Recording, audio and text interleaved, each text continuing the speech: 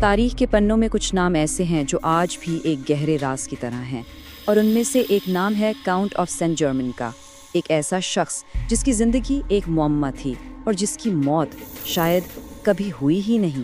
آئیے اس ناقابل یقین کہانی کی تہہ کھولتے ہیں۔ ذرا سوچئے، والٹیئر جیسا عظیم فلسفی بھی اس کے بارے میں یہ کہنے پر مجبور ہو گیا کہ یہ ایک ایسا شخص ہے جو مرتا نہیں اور جو سب کچھ جانتا ہے۔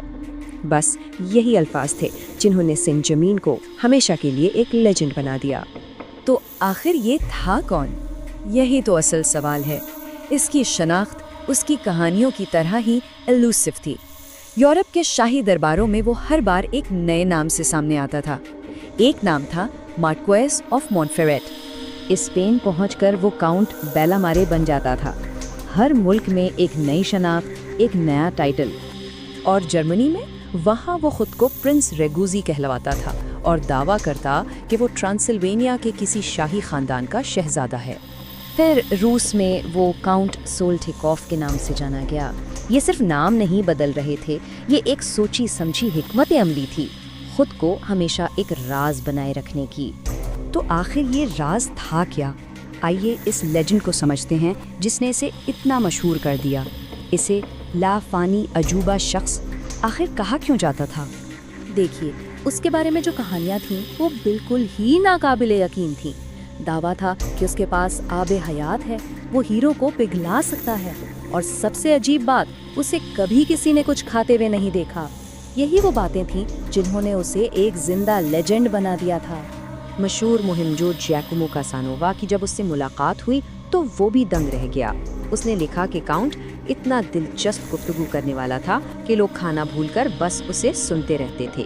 وہ محض ایک شخص نہیں تھا بلکہ خود ایک تماشا تھا۔ ٹھیک ہے، یہ تو ہو گئی افسانوی باتیں، لیکن تاریخ کے ریکارڈز کیا کہتے ہیں؟ اس شخص کے پیچھے اصل حقیقت کیا تھی؟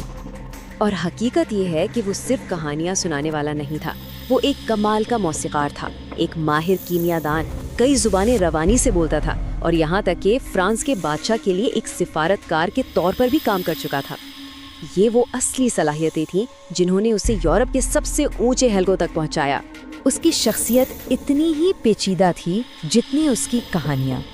ایک طرف کاسانووا جیسا شخص اسے فراڈیوں کا بادشاہ کہتا تھا، تو دوسری طرف پرنس چارلز اسے تاریخ کا سب سے بڑا فلسفر سمجھتا تھا۔ تو سچ کیا تھا؟ یہ جاننا تقریباً ناممکن ہے۔ اس کی زندگی میں ڈرامہ اس وقت اور بڑھ گیا جب اسے انگلینڈ میں جاسوسی کے شک میں گرفتار کر لیا گیا۔ حالانکہ اسے چھوڑ دیا گیا، لیکن اس واقعے نے اس کی پراسرار شخصیت کو اور بھی گہرا کر دیا۔ اب کہانی کا رخ اس کی زندگی کے اختتام کی طرف موڑتے ہیں، جو اس کی لافانی ہونے کی داستان سے بالکل مختلف تصویر پیش کرتی ہے۔ ایک شخص جو آب حیات کا راز جاننے کا دعویٰ کرتا تھا، اپنی زندگی کے آخری دن ایک ویران فیکٹری میں گزار رہا تھا، اور کام کیا کر رہا تھا؟ کپڑوں کے لیے نئے رنگ ایجاد کرنے کا۔ یہ اس کی شاندار کہانی اور ایک عام سی حقیقت کے بیچ ایک گہرا تضاد ہے۔ اور پھر ہمارے سامنے آتے ہیں ٹھوس ثبوت۔ اس کے موت کی تاریخ 27 فروری 1784 سرکاری طور پر چرچ کے رجسٹر میں درج ہے۔ اسے دفن کیا گیا اور اس کی قبر کے اخراجات کا بھی ریکارڈ موجود ہے۔ لافانی شخص کا ایک فانی انجام۔ اور جب اس کے سامان کی لسٹ بنائی گئی تو کیا ملا؟ کوئی سونا نہیں، کوئی ہیرے نہیں، کوئی آب حیات نہیں، صرف چند کپڑے، کچھ کنگھے اور ٹوتھ برش۔ اس کے سامان میں کل نقدی صرف 82 رخص تھالر تھی۔ یہ اس شخص کی حقیقت تھی جو ہیروں کو پگھلانے کا دعویٰ کرتا تھا۔ لیکن یہاں کہانی ایک ناقابل یقین موڑ لیتی ہے۔ کاؤنٹ خود تو مر گیا، لیکن اس کا افسانہ نہیں مرا، بلکہ اس نے ایک نیا اور کہیں زیادہ طاقتور جنم لیا۔ 19ویں صدی میں تھیوسافی جیسی روحانی تحریکوں نے اسے ایک عروجی استاد یعنی اسینڈڈ ماسٹر کا درجہ دے دیا، ایک ایسی ہستی جو جسمانی موت سے بہت آگے نکل کر انسانیت کی رہنمائی کرتی ہے۔ ہیلینا بلاواتسکی سے لے کر گائے بیلارڈ کی آئی ایم تحریک تک، سینٹ جرمین ایک تاریخی شخصیت سے ایک روحانی آئیکن بن گیا۔ اس کی موت کے 100 سال بعد بھی اس کی کہانی زندہ تھی اور پہلے سے زیادہ مضبوط۔